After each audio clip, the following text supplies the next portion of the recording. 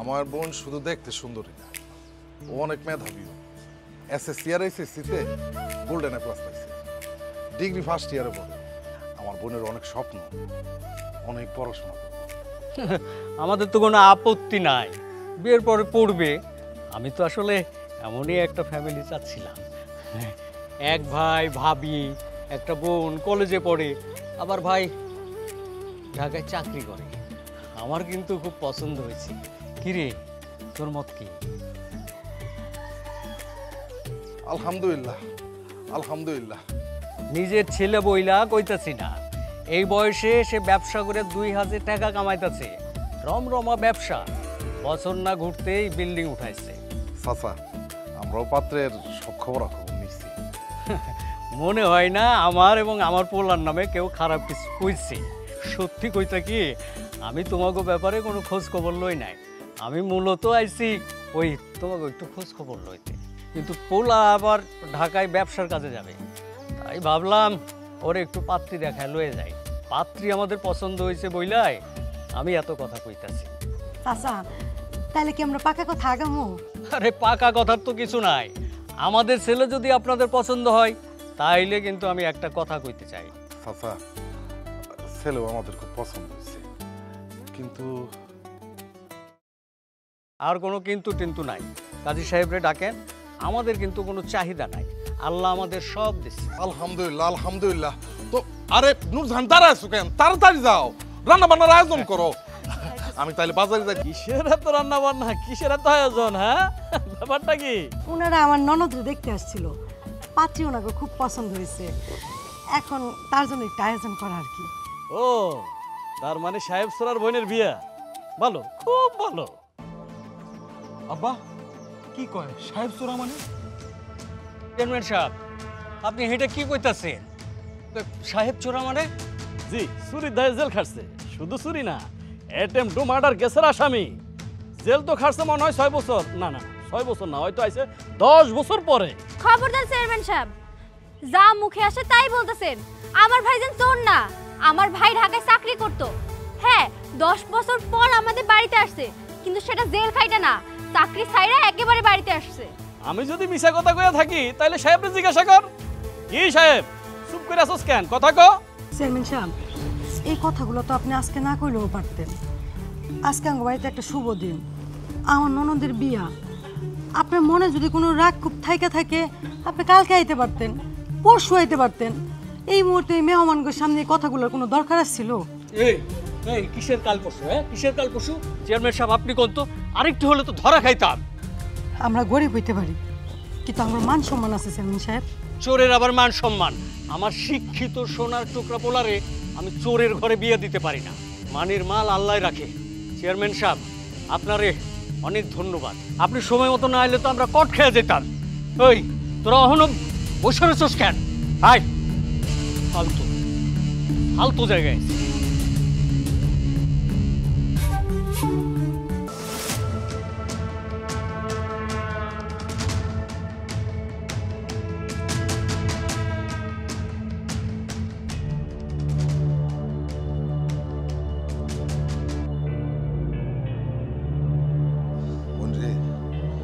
সারাদিন ধরে নাকি কিছু খাস নাই, তোর ভাবি তোরে খাইতে ডাকলো, তাও নাকি খাইতে যাস নাই। হাই, তোর ভাইয়ে দুটো ভাত খাওয়াই দেই। আচ্ছা, তোমার সমস্যাটা কি? হ্যাঁ, তোমার কি লজ্জা শরম নাই? আরে কি কস না কস, আমার আবার লজ্জা শরম কিসের? তাও আবার তোর কাছে? হ্যাঁ, তুই না আমার ছোট বোন। পুরো মুখটা শুকায় গেছে। আয়, হা কর, খাওয়াই দেই, হা কর। সরো তো। আচ্ছা, তুমি কোন মুখে আমার ভাত খাওয়াইতে আসছো? হ্যাঁ, তোমার কি লজ্জা নাই? তোমার কি শরম নাই? ছি ভাইজান, ছি। তুমি একটা চোর, আর আমি চোরের বোন।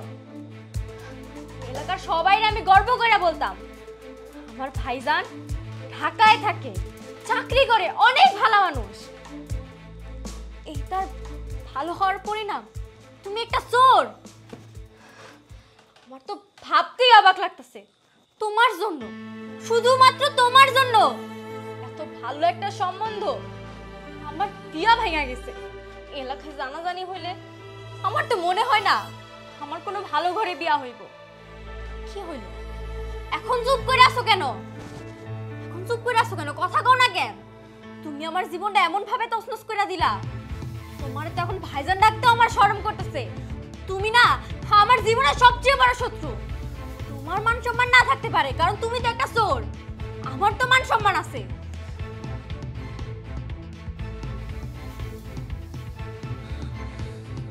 ভাত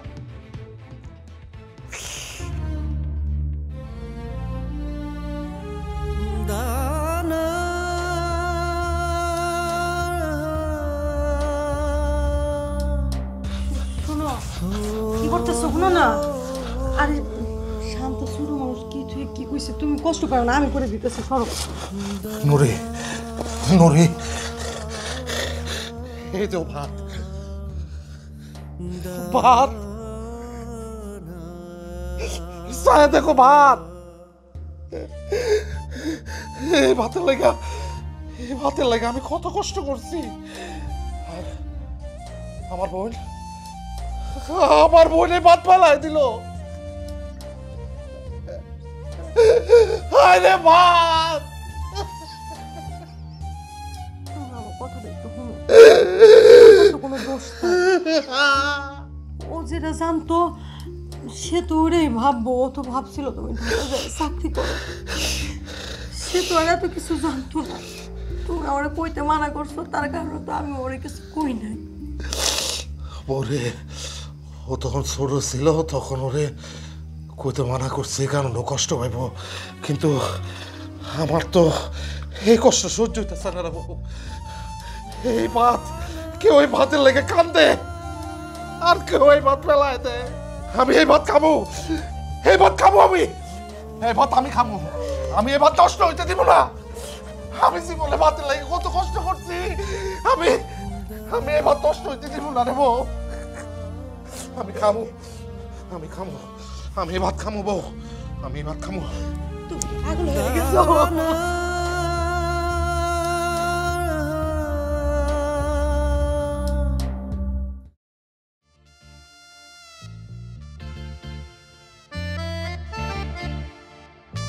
সুরার বইন, এ সুরার বইন, সুরার বইন। কি কইলি তুই? কইলাম সুরার বইন কই যা? দেখ, আমার একটা নাম আছে, পরিচয় আছে। জানি তো, তোর নাম শান্তা, পরিচয় তুই সুরার বইন। বেশি বাড়াবাড়ি করবি না, এখন কিন্তু তোরে আমি একটা চড় দিমু। এত সেতিস না, সেতে একটু কম, গরম কম দেহা। ইস, কত পাঠ লইতি স্কুল কলেজে, বাপরে বাপ, ব্রিলিয়ান্ট স্টুডেন্ট, ভাই ঢাকায় চাকরি করে। দেমাগে তো তোর লগে কথা কম যাইতো না। কারণ তো আমরা সব যাই না গেছি, তোর ভাই চোর, ঢাকায় কোনো চাকরি করতো না, 10 বছর জেল খাইতে আবার গ্রামে এসে চুরি করে। না, চুরি কেন, অ্যাটেম্প টু মার্ডার কেসের আসামি সে। আমার তো ধারণা সে খুনও করছে। দেখ, তোর লগে কথা কয়ে আমি আমার সময় নষ্ট করতে চাই না। হ্যাঁ, তাও তো ঠিক, আমার লগে কথা কয়ে সময় নষ্ট করা লাগবে না। আচ্ছা শান্তা, তোর নাকি বিয়ে ভেঙে গেছে? তারা আমারে দেখতে আসছিল। দেখতে আসা আর বিয়া কিন্তু এক না।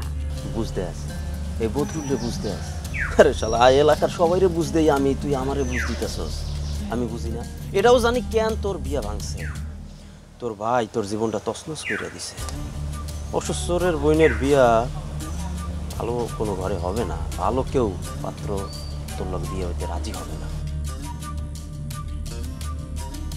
তুই মন খারাপ করিস না, কেউ বিয়ে না করলে আমি করব। এই বদরুল করবে তোরে বিয়া। তুই ভাবিস না যে সোরা ভাইয়ের ঘাড়ে বোঝা হয়ে আজীবন থাকবি। মানে আমি আছি, আমি তোর দায়িত্ব নিব। যতদিন বিয়ে না হয় ততদিন তুই একটু মাঝে মাঝে আমার লগে আমাকে পুরে পিটাই যাইস। কেউ জানবে না, অন্য কেউ থাকেও না, খালি তুই আর আমি একলা। আরে কি হইল, আজকে থেকে তুমি আমার ওয়াইফ, স্ত্রী, অঘোষিত।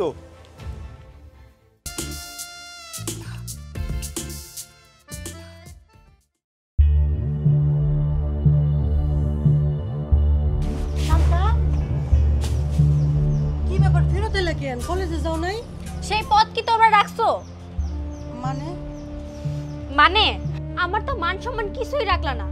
আচ্ছা ভাবি, ভাইজান না হয় ঢাকায় ছিল, তুমি তো আমার সত্যিটা কইতে পারতা। আমি সেই ছোটবেলা থেকে, যখন আমার বয়স 8 থেকে 9 বছর, তখন থেকে শুনে আসতেছি আমার ভাইজান ঢাকায় থাকে, চাকরি করে। প্রত্যেক ঈদ কোরবানিতে আমার জন্য এইটা পাঠায় ওইটা পাঠায়, কিন্তু ভাইজান আর বাড়িতে আসে না। আচ্ছা, তোমরা আমার লগে এরকমটা কেমনে করতে পারলা ভাবি? তুমি আমারে কও, তোমরা আমার বিশ্বাসটা নিয়ে কেমনে খেললা? শান্তা, তোমার বয়স কম, তুমি ছোট মানুষ, তার জন্য তোমার মুখে যা আইতেছে তুমি তাই কইতেছো। তুমি আসলে ঘটনাটা বুঝতেছো না। শোনো, সত্যিই কিন্তু তোমার ভাই ঢাকায় চাকরি করতো।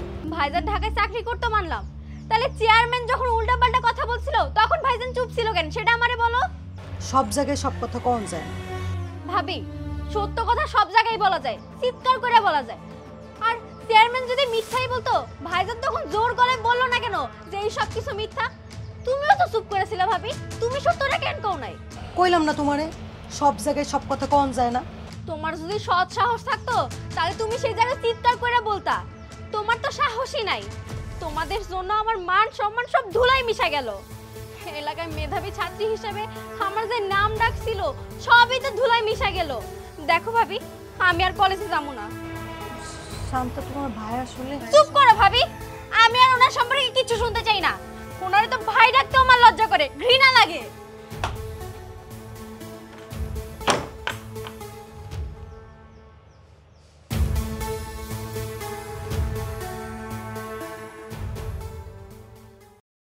এই সাহেব, আদব কায়দা কি ভুলে গেছস? মই মুরব্বীদেরকে দেখলে তো সালাম কালাম দিতে হয় নাকি?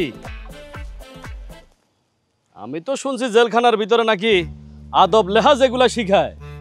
অবশ্য ঘটনা সত্য কি মিথ্যা সেটা তো আর আমি জানি না, কারণ আমি তো আর কখনো জেল খাটি নাই। হ্যাঁ, কি বলতে চান সেটা বলেন। না, বলতে চাইতেছি যে তোর বোনের বিয়ের কি খবর? কাটা গায়ে নুনের সিটা দিতেছেন। হ্যাঁ, একটু খোঁজ খবর নিতেছিলাম, এই আর কি। নিজে বিয়ে ভাঙলেন, আবার নিজে এসে খোঁজ খবর নিতেছেন। আপনার সমস্যাটা কি বলেন তো? ভুলে গেছিলাম সব। তোরে দেখার পর আমার ক্ষত জায়গাটা আবার কেমন জানি একটু ব্যথা ব্যথা লাগতেছে। বিনা কারণে মানুষের পেরেশানি করে কি মজা পান উপহার ভাইজান? আরে তোর বোনের তো বিয়ে হইব না রে। আবার আজকে নাকি শুনলাম তোর বোনে কলেজে যেতে পারে নাই। কেমনে যাবে তুই ক? নানান জনে যদি নানান কথা বলে, সে তো একটা মানুষ, সে কিভাবে সহ্য করবো? যত অপমান আপনারা আমারে করেন কোনো সমস্যা নাই, কিন্তু আমি আমার বোনের লেখাপড়া বন্ধ করুন না। আমার যত কষ্টই হোক আমি আমার বোনের পড়ালেখা করুন। চাইলেও কি তুই সেটা পারবি? পারবি না, কারণ গ্রামের সবাই যাই না গেছে সাহেব সোর গ্রামে আবার ফিরে আইছে। আর সাহেব সোর তো শহরে চাকরি করতো না, সাহেব সোরে শহর থেকে জেল খেটে আইছে। তাই কইছিলাম তোর বোনের তো বিয়ে হবে না, তোর বোনটারে আমার সাথে বিয়ে দিয়া দে।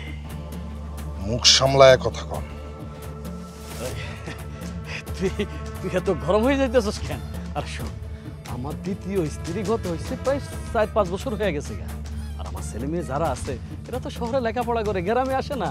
এই আমার পুরা এত বড় বাড়িটা একা একা থাকে, আমি ওই বাড়িতে একা থাকি। ও বুঝতে পারছি। ইয়ে যা যা, উত্তরপাড়া আমার যে জমিগুলো আছে না, ও সবগুলা জমি আমি তোর নামে লিখে দেবো। হ্যাঁ, টাকার গরম দেখান, মেলা টাকা হয়ে গেছে আপনার।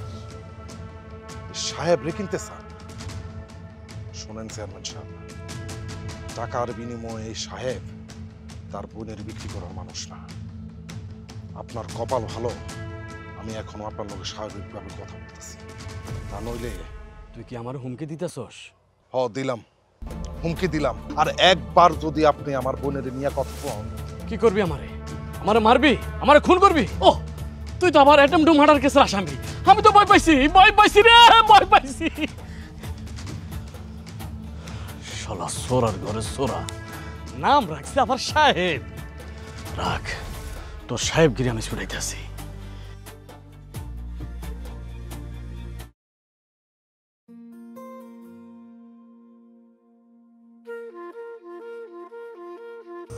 কি গো, এমনি বই আসো কেন? ঘুমাইবা না? ঘুম আসতেছে না রে নুরি।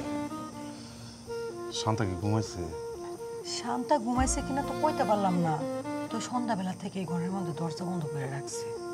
ও আচ্ছা, তাহলে আমি একটু দেখে আসি। থাক না, তোমার আর না যাওয়ানোর দরকার আছে। মানে আমি কইতেছিলাম শান্তার একটু তার মতো থাকতে দাও, দেখবে সব ঠিক হয়ে গেছে। তুই আমার মাফ করে দে নুরি, তুই আমার মাফ করে দে। কি কইতেছ উল্টাপাল্টা কথা? হাসারো, কিসের মাপ চাও? কেন মাপ করুম? তুই আমার বোনের লালন পালন করতে গিয়া বাচ্চা নিতে পারস নাই, শান্তারে বড় করতে গিয়া তুই মা হতে পারলি না। আমি তোরে কতবার করে করছি একটা বাচ্চা নেই, বাচ্চা নেই, তুই আমার কি করলি?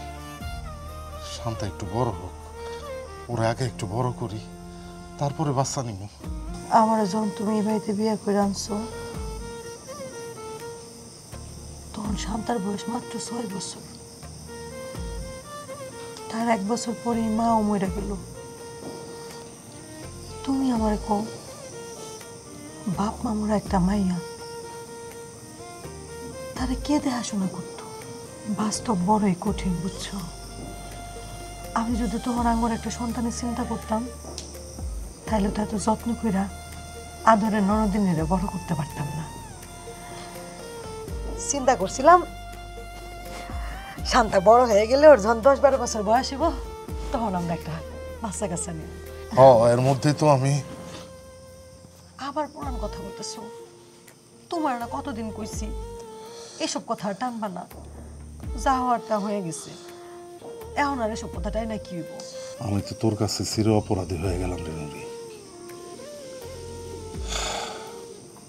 আমি জীবনে মনে হয় ভালো কোনো কাজ করছিলাম, এই কারণে আল্লাহ তোরে আমার কপালে জুটাই দিছে যে কিনা 10-10টা বছর স্বামী ছাড়া একলা সংসারটারে গুছাই রাখছে, নিজের ননদেরে নিজের সন্তানের মতো বড় করছে।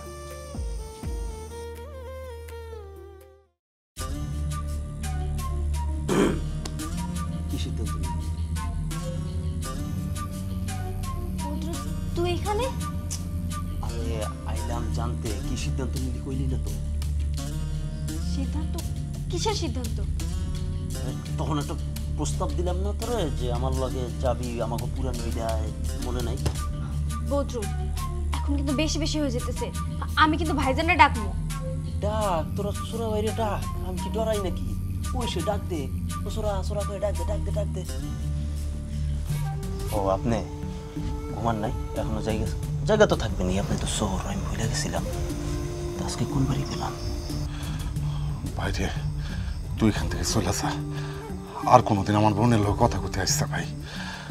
লোকজন যদি দেখতে পায় তাহলে আমার বোনের কোনো মান সম্মান থাকবো না, নানা জনে নানা কথা কইব, কানা ঘুষা করবো। তোর কাছে আমি হাত জোর করে কইতেছি ভাই, তুই এখান থেকে চলে যা ভাই, চলে যা। আপনার বইনের নামে এমনিতেই কানাঘুষা হইতে আছে, সেটা আপনি থামাইতে পারবেন না তো। আমি আরো আইছি আপনার উপকার করতে, আমি আপনার বোনের দায়িত্ব কাঁধে তুইলা নিতে পারি।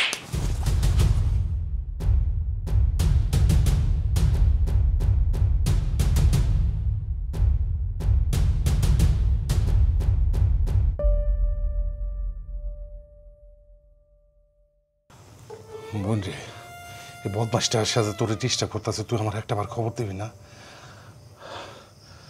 লোকজন যদি দেখে ফেলায়, আশেপাশের মানুষজন তোর নামে বদনাম ছড়াই দিব না? হ্যাঁ, কি কি করস তুই? তুই আমার খবর দিলি না কেন?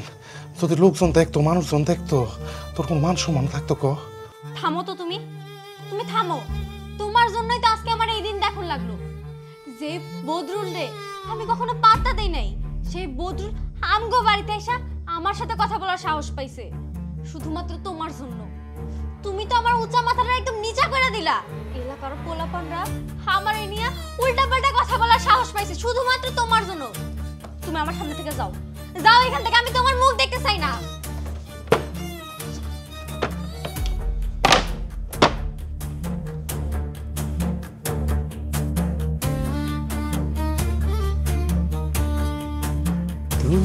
আমার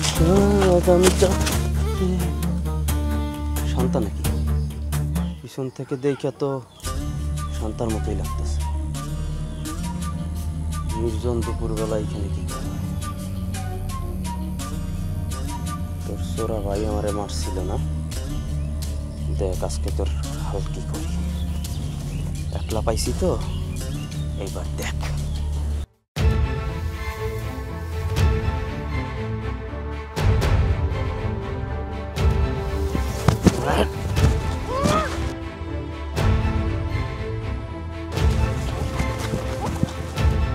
কিটা রে এই এই এই কিটা রে এই এই কারা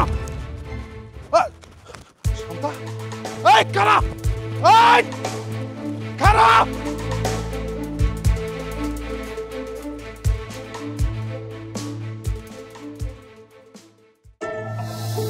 শান্তা, ও শান্তা, শান্তা কি হয়েছে? কোন দরজা খুলো? শান্তা কান্দতেছো কেন? তোমার ভাই কিছু কইছে? শান্তা, কি হইছে জানি না তো। শান্তা কান্দতে কান্দতে দরজা লাগাই দিল, কি হয়েছে? শান্তা, শান্তা ও বোন দরজা খোল বোন রে দরজা খোল আরে আমি আসি তো খারাপ আছে কেন? দরজা ভেঙে ফেলাও। আরে তোর কিছু হইব না রে বোন তাড়াতাড়ি দরজা খোল শান্তা, শান্তা দরজা ভাঙো না কেন? উল্টাপাল্টা কিছু করে ফেলাইলে।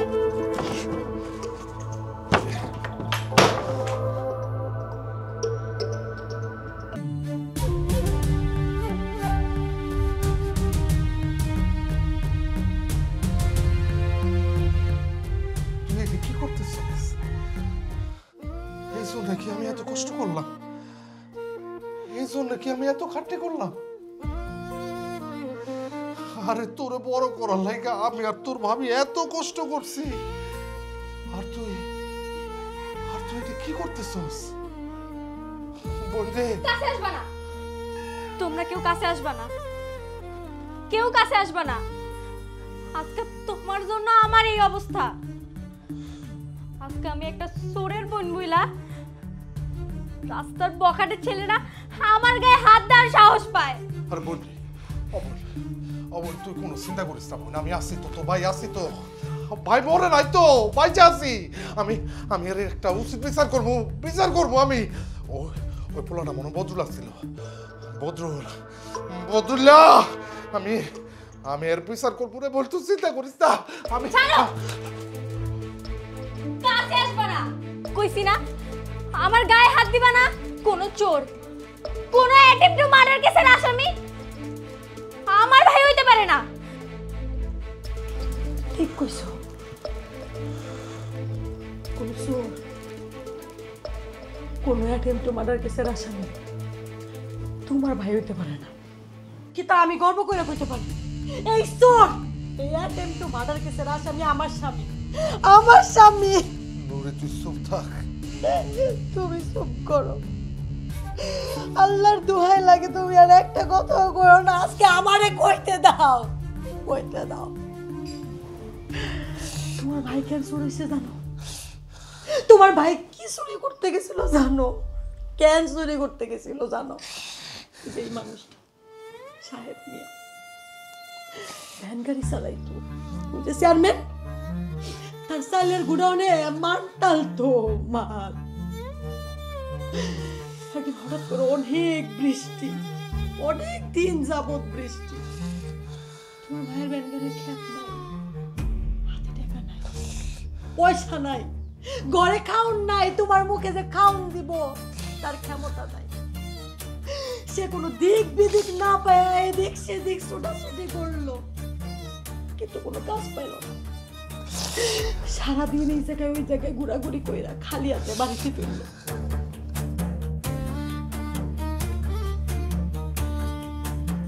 নুরে নুরে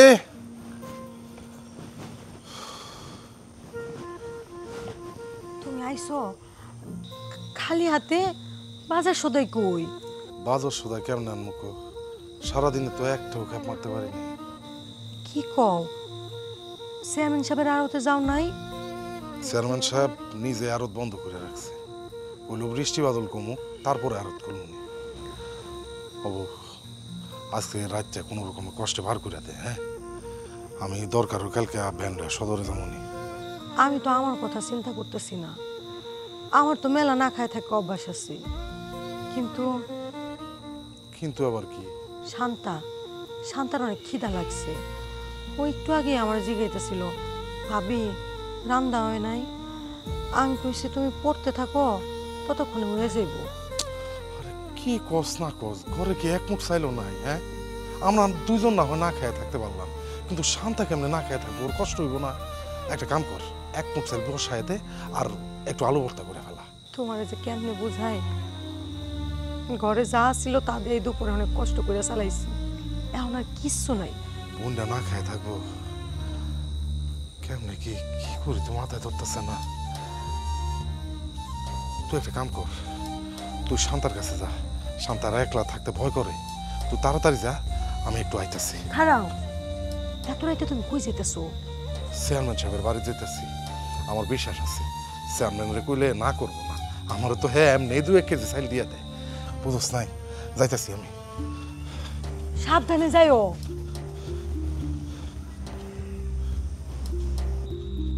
চেয়ারম্যান সাহেব, চেয়ারম্যান সাহেব, চেয়ারম্যান সাহেব, কে রে? চেয়ারম্যান সাহেব আমি। কিরে সাহেব, তুই এত রাইতে আমার বাড়ির উপরে, ঘটনাটা কি? চেয়ারম্যান সাহেব একটু দরকার ছিল। সে তো বুঝতে পারছি, দরকার না হলে তো এত রাইতে আমার বাড়িতে আসতি না। কি দরকারে আসতো সেটা বল। আমার ঘরে চাইল নাই। তোর ঘরে চাইল নাই তো আমি কি করু? কালকে কি না লইস? আনলে শোন, কালকে আড়ত আইস, পাইকারি রেটে তোর চাইল দেবো। বুঝছি চেয়ারম্যান সাহেব, কিন্তু হয়েছে কি হাতে কোনো টাকা পয়সা নাই, কয়েকদিন ধরে টানা বৃষ্টি, কোনো কাম কাজ নাই। ওই আপনি যদি আমার একটু দয়া করতেন, 1 কেজি চাইল হইলে আপনি আমার দয়া করে 1 কেজি চাইল দেন। এই আমি কি বাড়ির ভিতরে সাইডের বস্তা লইয়া বইয়া রইছি? হ্যাঁ, যা তো যা, এখান থেকে যা। চেয়ারম্যান সাহেব আমার বোনটা না খাও, আপনি আমার 1 কেজি দেওয়া লাগবো না, আধা কেজি দেন। আচ্ছা আধা কেজি লাগবো না, আপনি আমার 1 পোয়া দেন। 1 পোয়া চাইলাম তত দেন। মেজাজ গরম করিস না সাহেব, যা এখান থেকে যা। কালকে সকালে যে কোনো এক দোকান থেকে আমার নামকে সাইড বাকিতে লইয়া যাই, যা। চেয়ারম্যান সাহেব, চেয়ারম্যান সাহেব আমার বোনটা ছোট, আর রাজ্যরা কোথা যন্ত্রণা সহ্য করতে পারবো না। চেয়ারম্যান সাহেব আপনি আমার 1 কেজি না 1 ফুট চাইল দেন, 1 ফুট চাইল দেন। চেয়ারম্যান সাহেব আপনি আমার দয়া করেন, চেয়ারম্যান সাহেব আপনি আমার দয়া করেন। যা এখান থেকে আমার বাড়ি থেকে বাইরো, বাইরো আমার বাড়ি থেকে বাইরো। এই তোগর লাগে কি আমি নঙ্গরখানা খুলে রাখছি যে গ্রামের যখন যার যা কিছু লাগবো আমার বাড়িতে হুমকি খেয়ে পড়বি? যা বাইরো, বাইরো আমার বাড়ি থেকে, বাইরো, বাইরো।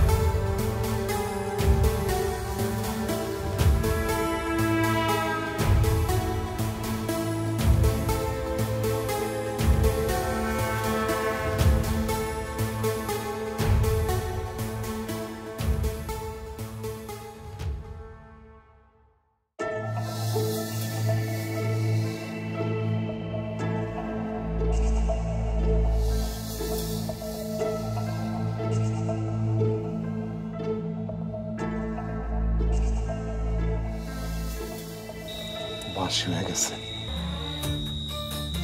তবু এই ভাতগুলো যদি গরম করা নুরি শান্তারে দে, শান্তা টের পাইব না। ভাতগুলো নিয়ে যাই।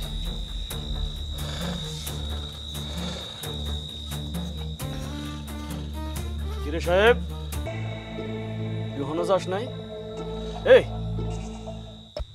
তোর হাতে আমার আমার ঘরের পাতিল কেন? তুই রাইতের বেলা আইসস আমার বাড়িতে হাঁড়ি পাতিল চুরি করতে? না না চেয়ারম্যান সাহেব, আমি হাড়ি পাতল শুরু করতে আসি না চেয়ারম্যান সাহেব। এই যে ভাত, বাসি কটা ভাত আমার বোনের লাগে লয়ে যেতে চাইতেছি। হে ভাতটা এমনি বোনের রয়েছে, কুত্তায় তো খায় ফেলাইতো। চেয়ারম্যান সাহেব আমি আমার বোনের লাগে লয়ে যাই। আমার খায়া আমার আলো তো চাকরি করে সংসার চালাস, আবার রাইতের বেলা আইসস আমার বাড়িতে চুরি করার জন্য? খন বলা তোরে কিন্তু আমি ছাড়ুম না, তোরে কিন্তু আমি পুলিশে ধরাই দেবো কইলাম। চেয়ারম্যান আমার মারে লইয়া একটা বাজে কথা কইবি না। এই তুই কি করবি? কি করবি? ওরে আল্লাহ রে, কইছি না ভাত আমার বইনে খাইব।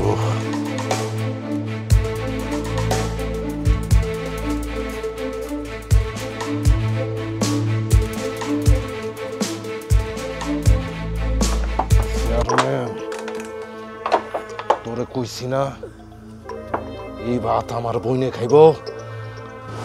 তারপরে দিন সকালবেলা দেখি পুলিশ এসে এই যে মানুষটার চুরি আর অ্যাটেম্পট মার্ডার কেসের দায় দায় অ্যারেস্ট করে লয়ে গেল। জানো তোমার জানাই নাই, তোমার না জানে আমি অনেকবার তোমার ভাইয়ের লোকে দেখা করতে গেছি, পুলিশের নাম্বার দিয়া তোমার ভাইয়ের খোঁজ খবর নিতাম। তোমার ভাইয়ের যে একটা ব্যান গাড়ি আসছিল শেষ নিশ্চয়ই ব্যান গাড়িটা বেঁচে দিচ্ছি, বেঁচে যে কটা টাকা পাইছি সেই টাকা দিয়ে আমি নকশি কাঁথা শিলানি শুরু করলাম। এনজিও রাপাগত সহযোগিতা এগুলো বেঁচে আমি সংসার চালাইছি, তোমারে ভালো রাখছি কারণ তোমার ভাই চাইতো তুমি ভালো থাকো। তোমার ভাই আমারে কইছে নুরি শান্তারে কিছু কইস না ও ছোট মানুষ মনে আঘাত পাই বড়, তুই কইস না। আমি জেল খাটছি, 6 বছর জেল খাটছি। সাজা শেষ হয়ে যখন জেলখানা থেকে বাইর হইলাম তখন চিন্তা করলাম বাড়িতে যাব,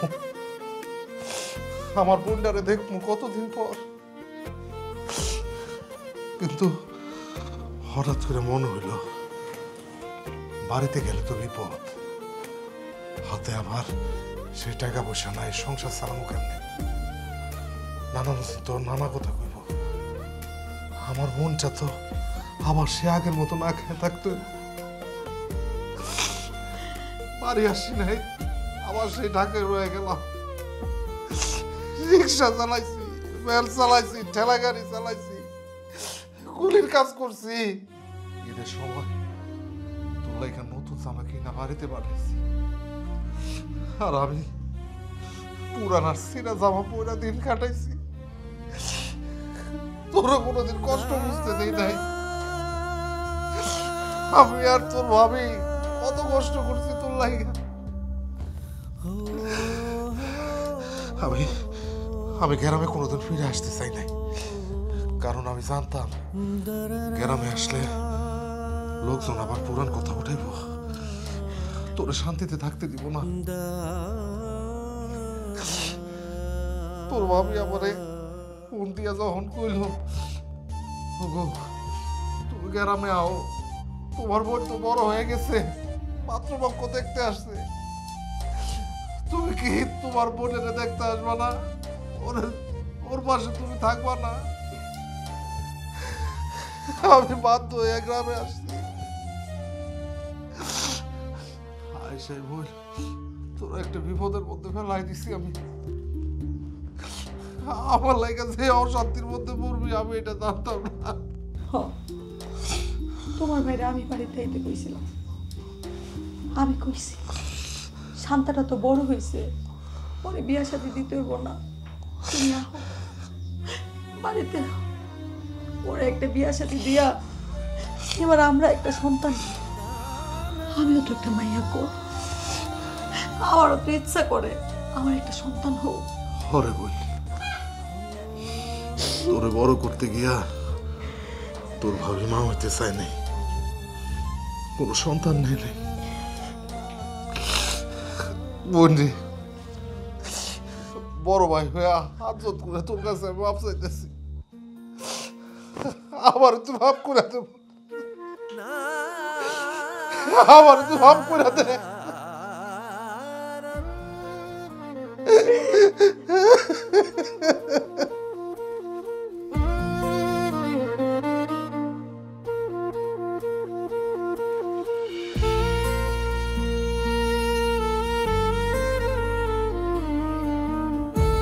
কই যাও? ঢাকায় যাবো, ঢাকায় চলে যাবো। যে চোরার লাইগা শান্তার মতো মেধাবী মেয়ের কলেজে যাওয়া বন্ধ হয়ে যায়, পাত্রপক্ষ দেখতে এসা ভাইয়ের পরিচয় জানার পর বিয়া ভাঙা দেয়, সেই সাহেব চোরার এই গ্রামে না থাকাই উচিত।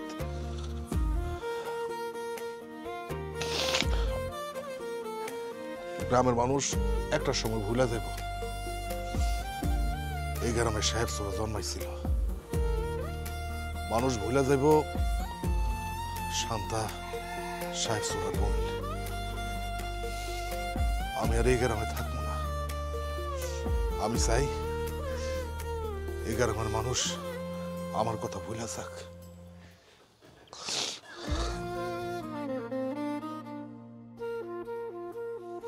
নুরি, তুমি ছোটবেলা থেকে যেভাবে শান্তারে আগলায় রাখছিলা এইভাবে আগলায় রাখো। পারলে ভালো একটা পাত্র দেখে বিয়ে দিয়ে দিও। ভাইজান, তুমি কোথাও যাইবা না ভাইজান। আমি যদি আজীবন অবিবাহিত থাকি, আমার যদি বিয়ে না হয়, না হোক, আমি তাতে খুশি থাকবো। আমার যদি কলেজে যাওয়া বন্ধ হয়ে যায়, আমি আর পড়াশোনা করবো না, তাতে আমার কোনো আফসোস থাকবো না। আমি বুক ফুলায় সিনার টান করে কইতে পারবো, আমি সাহেব চোরার বোন। ভাইজান, তুমি আমগুলো ছেড়ে যাইও না। এই চোরের বোন হইতে পারা তো ভাগ্যের ব্যাপার।